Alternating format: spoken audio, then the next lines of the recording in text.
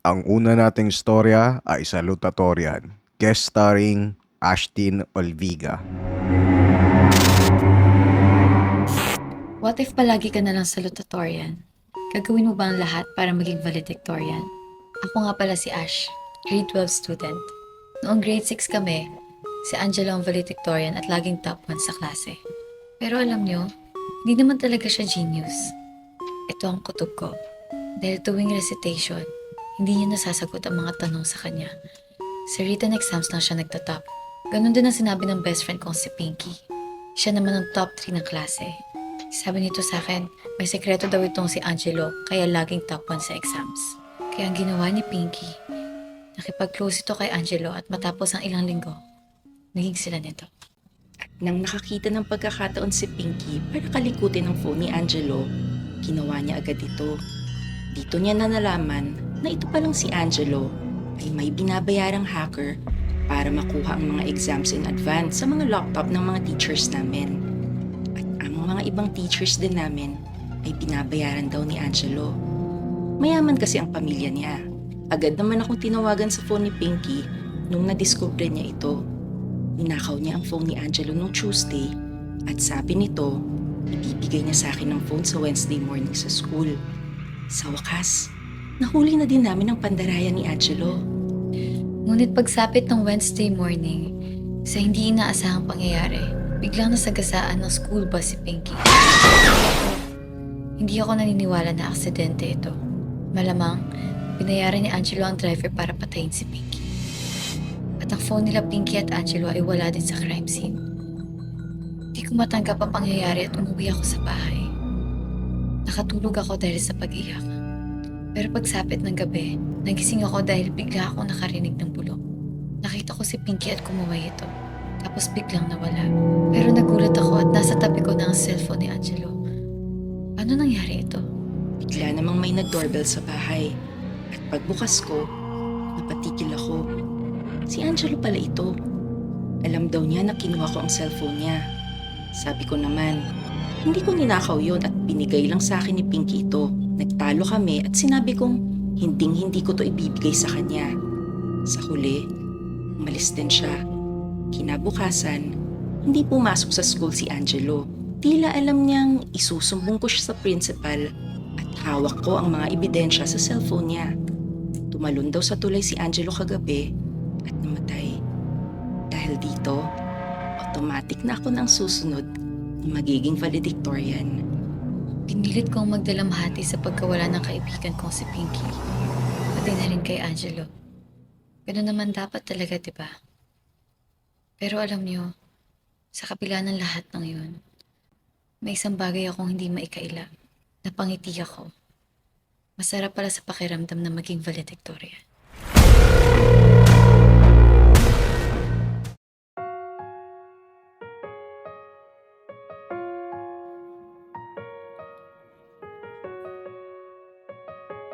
Sumasagot ka na. Anong ginawa mo? Ganyan ka na ngayon? Oh, tapang na ah. Ha? Ano Pink? Positive ka daw. Pero makulit ka pa rin. Ito. Favorite ni Mama Pupa. Tigas na ng kamay niya. Hindi ka na nag-growl. Ang susunod nating istorya ay ang mga nilalang sa ilalim ng tulay. What if may madiscover kang misteryosong nilalang sa ilalim ng tulay? Anong gagawin mo? Nangyari sa akin to nung nakarang linggo, Ate Nex at Kuya Steve. Isa po akong tanod dito sa Tondo at laging rumoronda sa gabi. Halos lahat ng krimen nakita ko na dito. Hindi na nga ako takot dahil pangkaraniwan na itong nangyayari dito. Ngunit tanging itong karanasan kong ito ang di ko malilimutan. At kapag naiisip ko ito, kinikilabutan ako.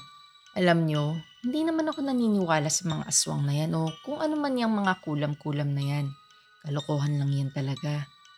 Yan ang iniisip ko dati. Pero nung Huwebes, nung nakaraang linggo, nagbago ang lahat. Ako nga pala si Jericho Terol, tubong tondo at isang tanod.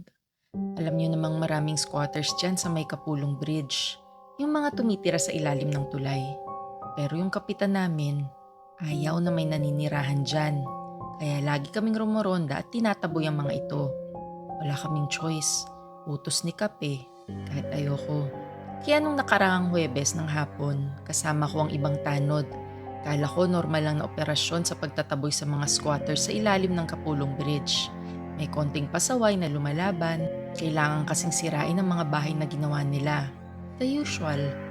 Nakakapagod nga at inabot na kami ng gabi. Pero dun sa pinakasulok ng tulay, sa pinakamadilim na parte, may nakita kaming isang pamilya sa dilim. Nagtaka kami bakit hindi pa umaalis. Lahat kasi ay umalis na. Parang wala silang takot sa amin. Nakatitig lang sila sa amin sa dilim. Wala ring ilaw sa bahay nila. 3 pares ng mata ang nakikita ko. Sinigawan namin ang mga ito. Sabi ko, "Hoy! Umalis na kayo dyan! Huwag nyo nang antayin sirain pa namin ang mga bahay nyo." Pero walang sumasagot at hindi sila gumagalaw. Inulit ko ulit pero hindi nila ako pinapansin. Sinigawan din ito ng mga kasama ko pero deadma talaga sila. Lumapit naman ang isang squatter sa amin, si Mang Torio. Sabi nito sa amin, hayaan na lang daw ang mga yan. Baka kung mapano pa kami. Tinanong ko naman bakit. Sagot nito, kakaibang nila lang daw ang mga yan. Di nga nila alam kung tao ba. Kung mapapansin daw namin, walang ibang bahay na tumatabi sa kanila. Kasi lahat daw ng mga tumatabi, si Aling Maria at ang kanyang pamilya dati, pati na rin si Jerome at ang asawa niya, ay biglang nagkasakit nung tinabihan sila. Mabilis daw ang sakit. Sa loob ng 2 araw, namatay silang lahat. Kaya tingin nila, baka kulam daw. Kaya simula nun, wala nang tumabi sa mga yan. Sabi ko naman kay Mang Torio, kalokohan yan. Walang kulam-kulam. Kaya pinuntahan ko na ang bahay na iyon kasama ang ibang tanod. Handa na kaming gibain ang maliit nilang bahay. Pero pagdating namin sa loob, wala nang tao dito. Pero kahit ganun, alam mo yung pakiramdam na parang may tumitingin sa'yo sa dilim?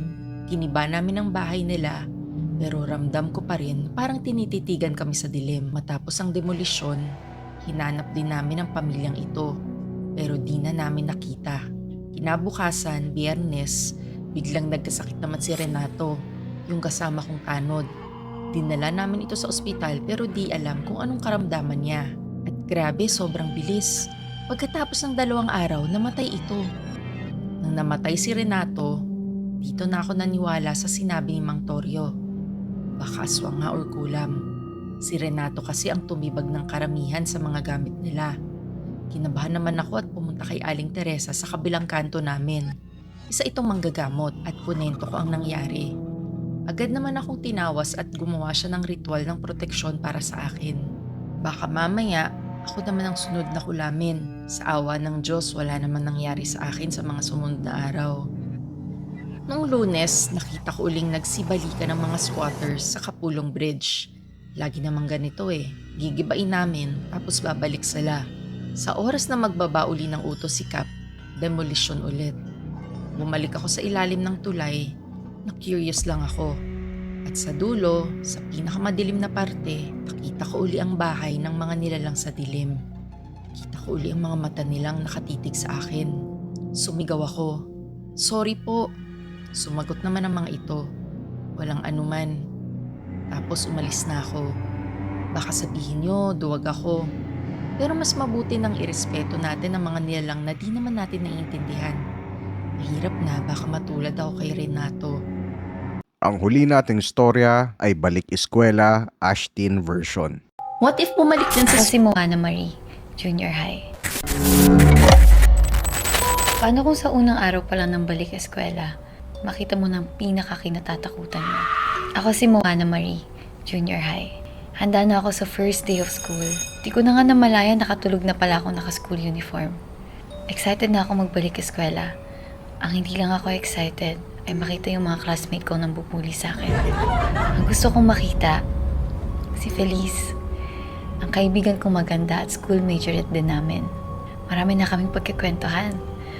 Pero nung tinawag ko siya, hindi siya lumingon. Mahina ba ang boses ko? Baka kasi maingay lang talaga sa classroom. Pero weird talaga yung mga classmate ko ng araw na to. Parang hindi nila ako nakikita o hindi lang talaga nila ako pinapansin. Sa inis ko, nag-lock na lang ako sa CR. Doon na ako umiyak. Sakto man nandun din pala si Feliz. Narinig niya ako. Kanina hindi niya ako pinapansin tapos ngayon umiiyak na ako sa kanya ako kakausapin. Sinubukan ko siyang harapin. Binuksan ko ang pinto ng cubicle. Pero napasigaw lang siya. Sobrang lakas. Kumaripas lang siya palabas. Bakit kaya? Ano bang meron? Nakakita ba siya ng multo? Multo? Multo? May multo nga sa salamin. Pero teka, bakit parang kamukha ko yung multo? Sumasabay siya sa galaw ko. Dito ko na napagtanto ang katotohanan. Na isa na nga akong multo. Ayoko pa ayaw niyo ito mabibigyan ng hostisya sa sarili ko.